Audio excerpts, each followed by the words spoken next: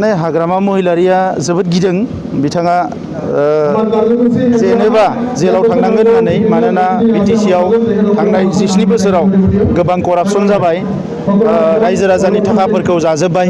दा बेखौ लानानै बिथाङा जोबोद गिदों दा नंखायनो जेरैखि जाया UPPL आ जाहाथे सरकाराव फैनो हाया बिनि थाखाय बिथाङा जि कायदा बाहायनांगौ बाहायनो नाजागासिनो दङ जायगा जायगा सिगिनायाबो बारानिफ्राय बारा जादों जोंनि वार्कारफोरखौ दा बेजों हाग्रामा महिलारि बिथाङा एबार देरहानो हाया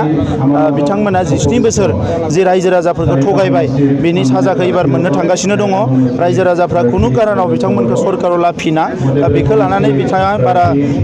टाइम नस्ट खालामालासिनो माथाखौ बारा माने घामायालासिनो दलद जिरायना थानायानो मोजां बेनिफ्राय दाखालबावै NDP नि मुंख्लं सान बैदिनखालि धीरेन बर'आ बुंदों प्रमद बर'आ बिटिआर सक्तिखौ हाइजेक खालामबाय होननानै सक्तिखौथ' रावबो हाइजेक खालामनो हाया बे ना गारि ना मा बिलाय बेखौ हाइजेक खालामनानै मानसि बिलाय खुनु सक्तिखौ रावबो हाइजेक खालामनो हाया अब्ला आङो भारतआव बिराद सुपार पावार मानसि जानांगोन मानोना बे सक्तियाव भारत सरकार दङमोन आसाम सरकार दङमोन आरो गावसोरबो दङमोन गाव हाइजेक खालामजादों नामा आंजों अब्लाथ' बियो बिराद दुखुनांथाव जाबाय गावसोर बायदि एसेबां गिदिर गिदिर नेताफ्रा जुदि आंजों हाइजेक खालामजादोंबा दा होमबाथ' बिराद दुखुनांथाव जाबाय दा नंखायनो बेफोर खोथाखौ बुंना लाब गैया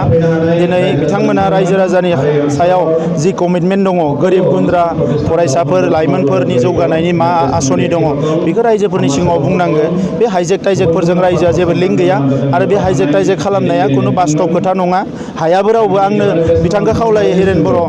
धीरेन बर' बिथांखौ हायोबा हाइजेक खामांखो आं बिथांनो अपेन हगारना होदो हाइजेक होननाया मा जिनिस बेखौ मिथिगोना मिथिया आंहा सन्देहसो जाबाय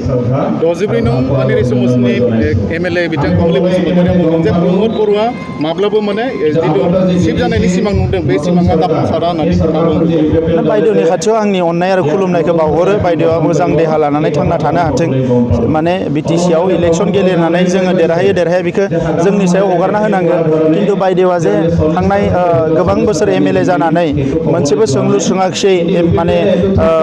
एसेम्ब्लियाव बै ओनसोलनि थाखाय जेबो बिना लाबोनो हायाखिसै बे जोबोद दुखुनांथाव जादों आरो बायदेवा जोंनि खोथाखौ साननायखौ बाद होनानै गावखौ जाहाथे इयुनाव रायजो राजाफ्रा गोसोआव लाखियो MLA जानानै माबा मोनसे मोजां खामानि मावनो थाखाय आं बिथांखौ खावलायो बर' कसारि जिथु अट'नमास काउन्सिल बेयो माने चन्दन ब्रह्मनि थाखाय माने थाबथ'बाय बेयो दा बे लाबोसै